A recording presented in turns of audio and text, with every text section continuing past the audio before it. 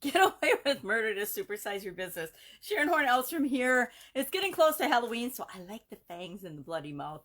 And it kind of goes with murder. We think of Count Dracula as murdering a lot of people, right? So get away with murder, our idiom today, it's a relatively new expression. It comes just from the late 20th century. So it hasn't been around but about 100 years that we've been using the expression get away with murder.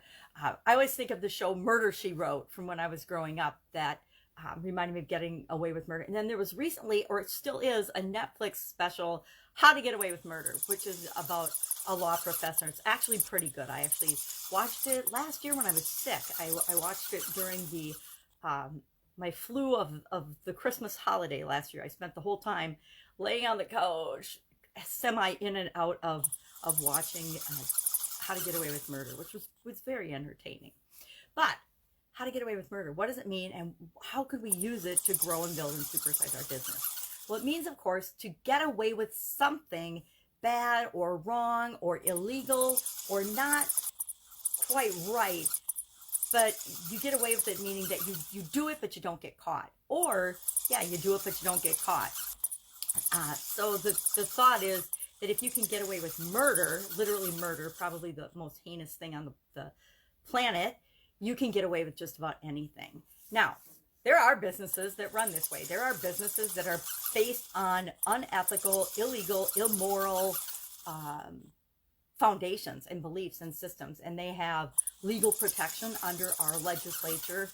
I've obviously been watching documentaries lately, and I've gotten really frustrated with the things that we don't know. There's so many things that we don't know as ordinary citizens that are just so wrong. And then there's other things that we've actually personally experienced in business and in life that we know go on, but we have very little, if any, ability to affect and change and control those things. And so we follow rules, we follow guidelines, yet we watch other people and other organizations break those rules, not follow them, and just get away with it with no punishment and no being held accountable and responsible. The truth is, in the short term, people can get away with things, can get away with murder, literally and figuratively. They can get away with doing things wrong and unethically and immorally and not be judged in the short term. But in the long term, the truth will out. I think that's from Harry Potter. The truth always comes out.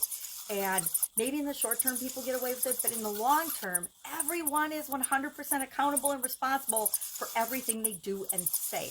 And even if we don't see them being judged for that or being held accountable and responsible, ultimately, every human being is held accountable and responsible for the things that they do while here on the planet. And depending on what you believe, how they're held accountable and responsible is going to be different for based on your long-term beliefs. But I had a sudden cardiac arrest 10 years ago and spent a little time on the other side. And so I have very firm beliefs that it's not for me to judge, and it doesn't mean I won't get involved and I won't voice my opinion about things that I know are wrong, but it's not for me to judge other people's opinions, other people's point of view, other people's business decisions, other people's way of doing things. But it is up to me 100% to do what I know is right for me and my business and my company and my people. So we do what's right, whether somebody's watching or not. A long time ago when I was a little girl, I observed that some kids could get away with anything in school, and others of us, if we tried anything, we would get in trouble. I remember sneaking in from the bath to go to the bathroom in about third grade recess, and I didn't ask the teacher, but I had to go to the bathroom really bad, so I snuck in, and of course I got busted and in trouble and had to go to the principal's office because I didn't ask permission to come into the school to go to the bathroom. So I learned at a very young age that it wasn't worth it to do something without following the rules. Now, ever since then, I've of course learned to ask for permission or ask for forgiveness rather than permission later on in terms of growing and building and creating things that I want to see created in life. Because a lot of times bureaucracies and things will say no when that's how we get breakthrough. So kind of be on both sides of the coin on this one. But I learned at a young age that you just do what's right. If you do what's right for you and what feels good to you, you're very seldom going to get in big trouble.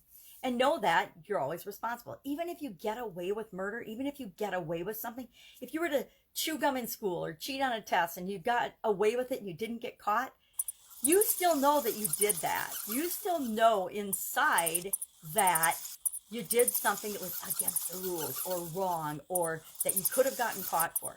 Anybody ever speed? Anybody ever? I haven't driven for a couple of years, but I will admit I was a speed demon because I felt like it was a rule that depended on your ability to drive, your safety, the conditions of the weather and things, and sometimes how late I was to where I was supposed to be. But I got caught sometimes, right? I got speeding tickets, not very many, but I got a couple. And I learned that maybe it wasn't worth it. But I also got to decide personally whether I thought it was a big or soul damaging infraction to speed or not. But we need to follow the rules, the laws, especially driving laws, right? Because if everybody was to just do whatever they want, it wouldn't be safe. We'd be in accidents. People would be getting killed, and that would be wrong. So I know inside, whether I got caught or not, that I had broken the law, that I've speeded before in my life. And it's up to me to have to live with that. And it's up to me to have to deal with that and account for that and be responsible for that. If I speed and I get a ticket, I pay the ticket because I was responsible for speeding. My last speeding ticket, this is funny. I actually had never driven my sister's BMW. She had a little BMW convertible. And we had just gotten back from the cabin and she's like, oh, I need gas, but we're going to have a barbecue. Will you run and fill my car with gas? So I went and filled her car with gas, driving down a road I've grown up on, 50 some years at that point. I had lived in this town and they had changed the speed limit on the road, but there wasn't a sign on the end of the road that I turned on. I went out of her driveway, turned right, and there wasn't a speed limit sign there. So lo and behold, down the end of the road, I'm going 35, 40 miles an hour, and the speed limit had been dropped to 25 because it was a more congested area than it used to be. And I didn't know, so boom, I got a ticket. I paid the ticket, no big deal. I was speeding even though I wasn't aware of it. So we have to act as if somebody's always watching. Heck, nowadays, anybody could be at any time watching and see us behaving a certain way. But we don't do it because of that. We do it because even if nobody's watching and even if we don't get caught, we always know on the inside how we're behaving and how we're being. And we can fool other people some of the time. Heck, there's some people you can fool all the time, but we can never really fool ourselves. So make sure that your customer's experience is what they expect. Make sure that you're not getting away with murder or getting away with anything at the expense of your customer, and that will help you grow and supersize your business. So our idiom today, love to know your experience with getting away with things or other people getting away with things. It's in corporate America, you just shake your head sometimes because some people can get away with things that you would not even believe, and other people get caught every time. So have an absolutely amazing, fantastic day, and I will be with you tomorrow with another interesting idiom. What does it mean? Where does it come from? Weapon-free. I will have my magnifying glass, but I will be weapon-free tomorrow. That's it. Have a great day.